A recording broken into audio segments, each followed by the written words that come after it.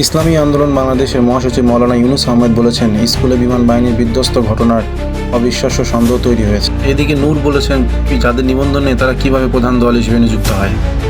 Doctor Shafiqur Rahman বলেন, দুর্বল নির্বাচন আমরা চাই না। রাজধানীর এভারকেয়ার হসপিটালে জরুরি স্বাস্থ্য পরীক্ষা শেষে বাসায় ফিরেছেন বিএনপি চেয়ারপারসন খালেদা জিয়া। সাবেক প্রধান বিচারপতি এ.বি.এম. খায়রুল হককে আটক করেছেন ঢাকা মহানগর পুলিশের গোয়েন্দা বিভাগ ডিবি। আজ বৃহস্পতিবার সকাল 8:30টার দিকে রাজধানীর ধানমন্ডির একটি বাসা থেকে তাকে আটক করা হয়। অন্তর্বর্তীকালীন সরকারকে আরও শক্তিশালী হওয়ার আহ্বান জানিয়েছে বাংলাদেশের সব রাজনৈতিক দল।